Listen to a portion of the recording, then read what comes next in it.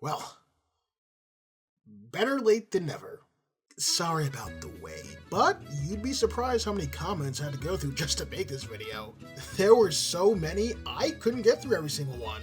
Though I did try my best to locate every single comment I felt I could add something onto, whether it be context or a commentary, or just acknowledging something about it.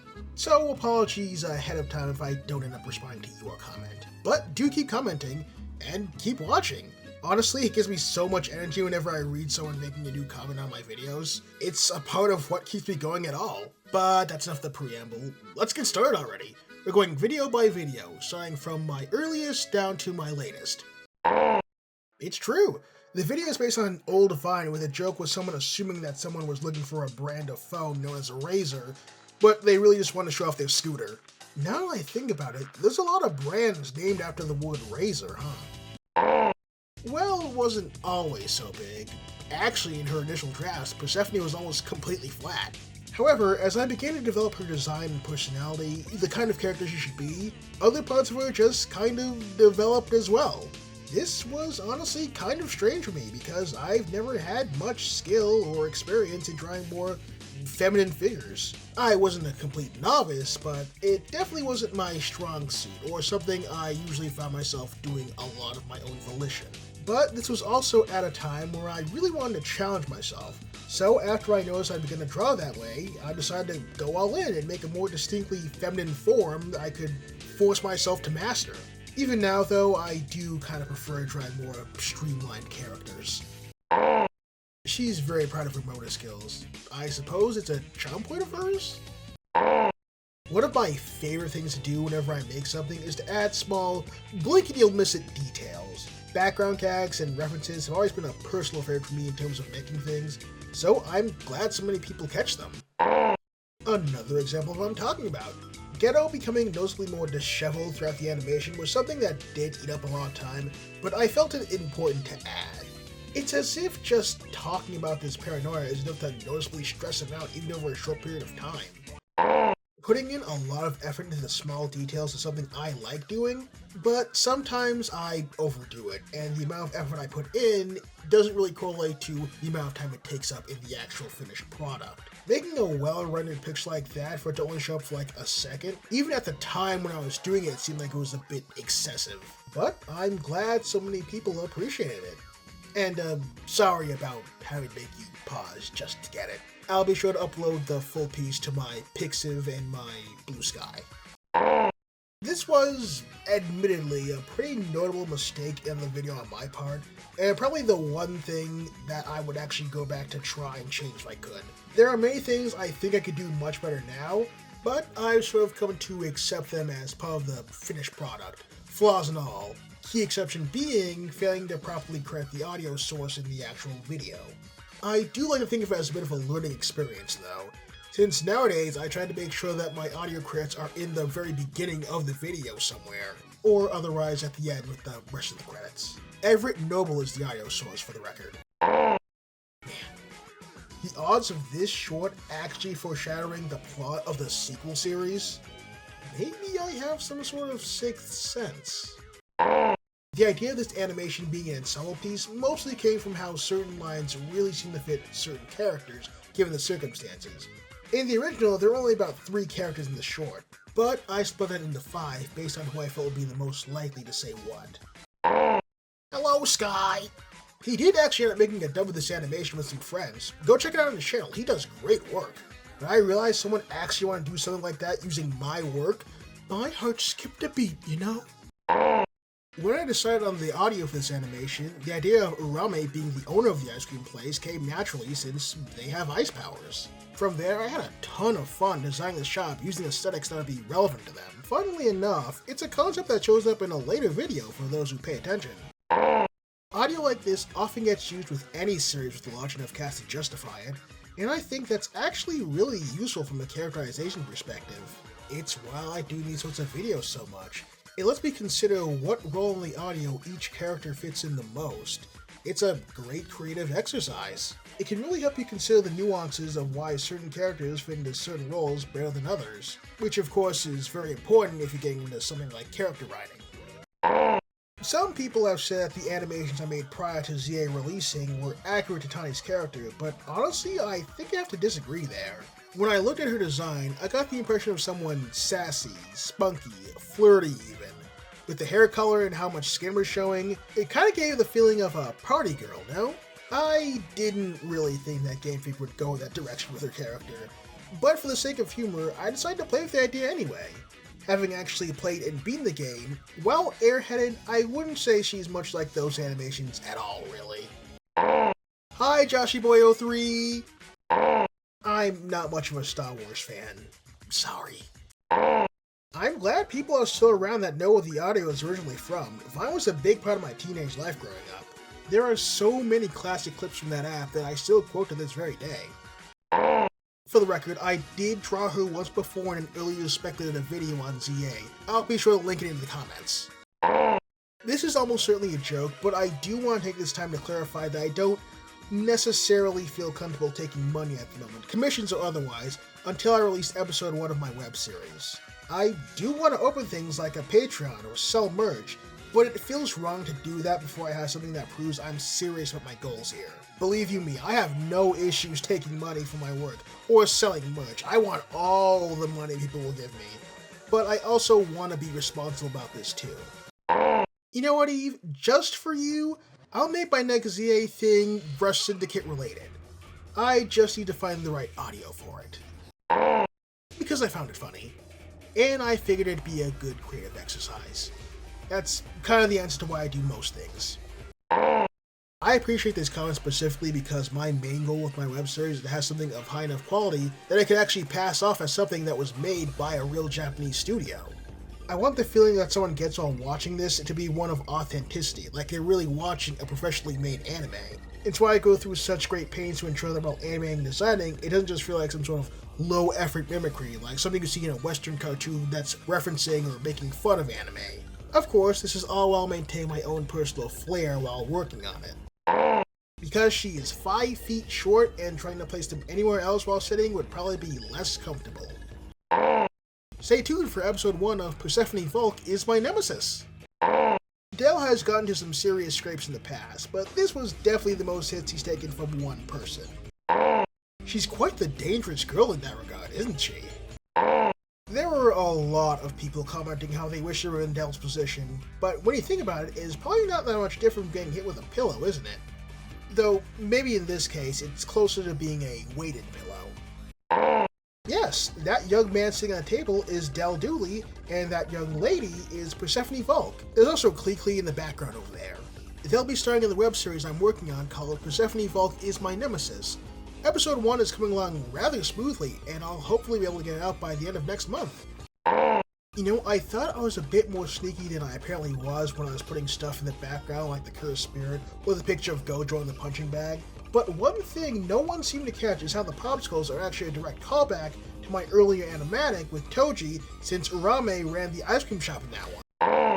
I was really shocked at how positive a response the ending of the animation got, given it's only that way because I couldn't actually think of a proper ending for it. I still am, to be quite honest. I suppose you can't really tell what will take with people, can you? You know, when I was originally planning on doing merch late last year, that frame ended up being something I tried adapting into like a shirt or a mug. I'm not sure how popular it would actually be in terms of actually being merch, though. If you're interested in that sort of thing, do let me know. I'd be more than happy to make it for you. The hardest part of animation has to be the process of roughing and boarding scenes, at least for me. But that's also where most of the fun happens too, in my opinion.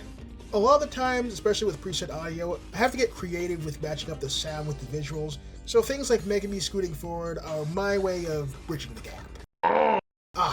Being up that late and laughing that hard is actually no good at all, especially when you wake people up. Please, watch my videos at a responsible time of day if you're gonna do that. I don't want to be the cause of any noise complaints. Every animation is, in a way, an exercise in trying to do something for me.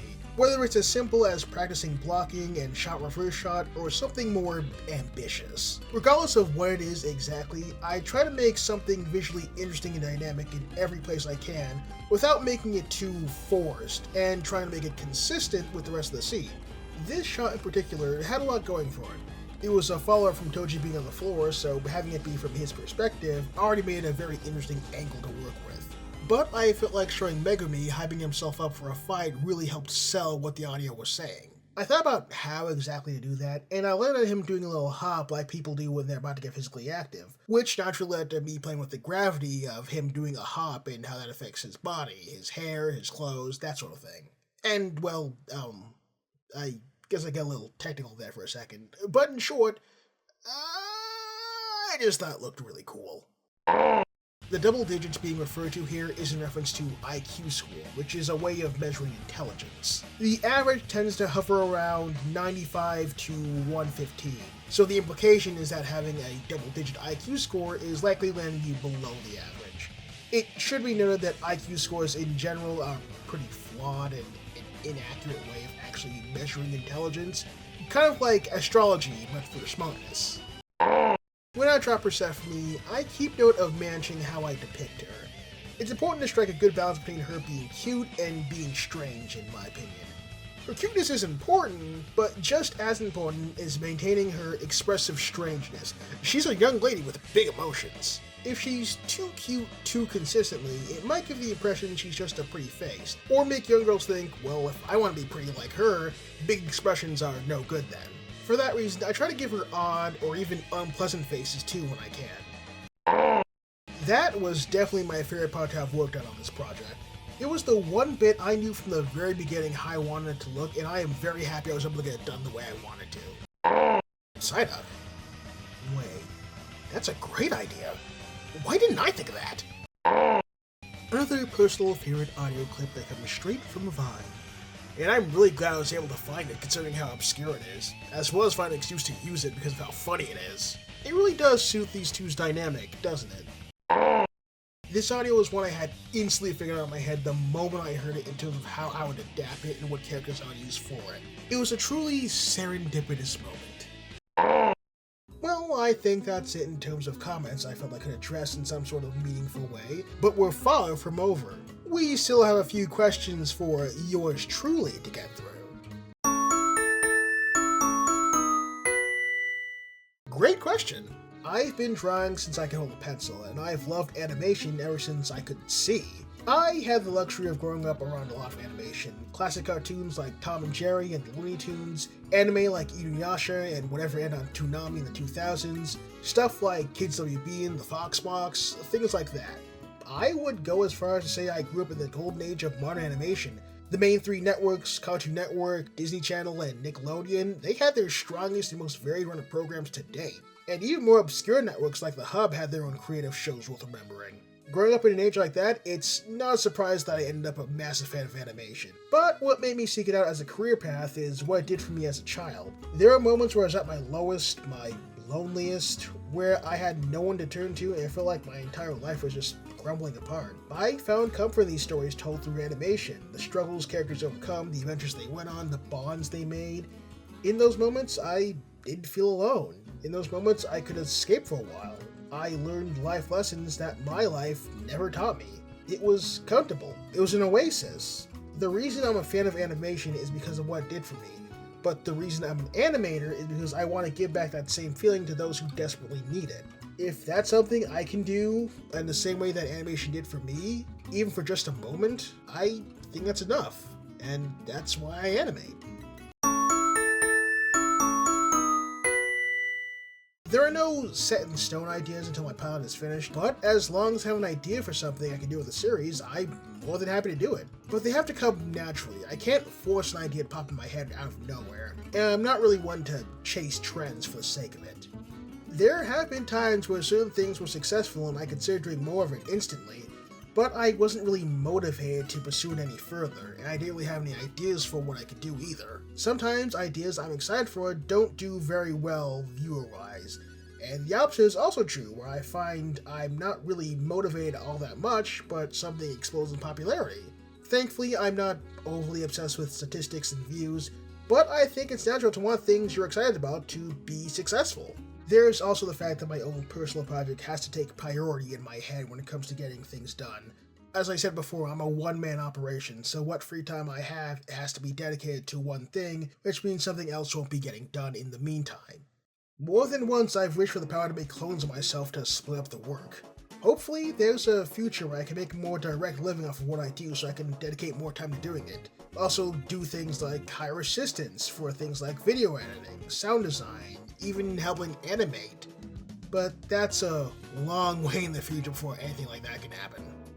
Getting back to the question at hand, it depends on what inspiration I have to do something. Without proper inspiration, I just become slow and indecisive. It's one of my many weaknesses. I always appreciate seeing your comics, Galaxy. Your name I've seen pop up on my channel more than a few times, so I've committed you to memory at this point. Having a consistent viewer like you gives me plenty of motivation to do my best. I've been meaning to make a longer review type of video thing on Legends EA, and my feelings on not just it, but everything surrounding it, both the good and the ill. I've just been so busy with doing other things that the script is still in pretty bad flux. But for a quick relay on my thoughts on the game, I really like it, but I wish I could say that I loved it. The core gameplay loop and experience is really fun and addictive, and it's filled to the brim with that classic Pokemon charm. But the further you get away from those core aspects, the less praise and more criticism I have for it as an experience. I'm still making my way through the DLC as of writing this, but my feelings are even less positive than the main campaign. When playing through Legends game, my core team tends to be in flux since I like to go for Pokedex completion, something I can't really do in the other mainline titles. So I don't tend to have one consistent team as part of a playthrough. That being said, I do have a few consistent anchors that I like using. Emboar, Tyrantrum, Crocodile, Hawlucha, Clefable, Raichu, Charizard, Heracross, Vanillux, Scolipede, Greninja, and Excadrill. I'm sure there's a couple more I'd probably name, but those are the main ones I can think of. Alright, and that's it for comments and questions. Almost. Like I said, I get a lot of comments, much more than I first realized. So many that even trying to group them all together and cover them in batches would be unrealistic. And a big part of that has to do with the sheer amount of praise and positive feedback I get from you guys. It really cannot be understated how much all you guys push me to keep doing this animation thing, to believe that there's actually a place for me out there, people who will like the things that I make and support it. For a long time, I've kind of felt like a side character in my own life, moving through the paces without ever really putting myself out there since I never really could feel like I could accomplish anything. Everything I tried at failed, or I've been rejected, and everything I succeeded at felt like it was a foregone thing, something I had no business feeling at to begin with, and I didn't really have people to uplift me the way I needed when I was faced with those feelings. Not to say I didn't have anyone in my life, but rather that these things I struggled with weren't really things I thought anyone I knew could really be equipped to handle and, guide me through. I had big dreams, but I had nothing to stake them on actually happening. So I stalled out because I never felt like I'd be good enough to actually accomplish what I want to do, but I could never really give up on wanting to do them. I just kind of stagnated. I settled. I never really tried hard to improve since I thought it was a foregone conclusion I never really would. I didn't have the resources or the connection, and the older I got, the more the industry I wanted so badly to be a part of seemed like it was doing everything in its power to make it clear that it had no place for someone like me. It all felt really hopeless. And yet, I'm here. I'm making animations from scratch, doing the things I want to do, making real strides to becoming the person I want to be. And I'm doing it because you guys are telling me that I can. Every nice comment, every bit of praise, every ooh and ah at what I made, that's you guys telling me that everything I do, everything I've worked to do, to accomplish, to be, it's not all for nothing. There are people out there who like what I do and want more of it. That might seem small or even a bit silly to say out loud, but just being wanted, being appreciated for what I do, for who I am, that means more to me than I think I could ever really put into words. You guys really are what keeps me going and doing this whole, animation thing online. And I know that that's something that every, person online who sees some success would probably say, but I really do mean it when I say that. And as long as it keeps going, I'll keep going as long as I can. Will it all work out in the end? Will I get what I want? Who knows?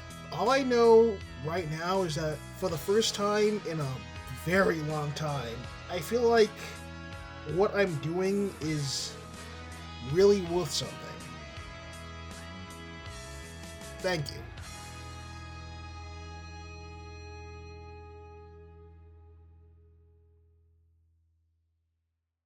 Oh wait, I think I missed a question here.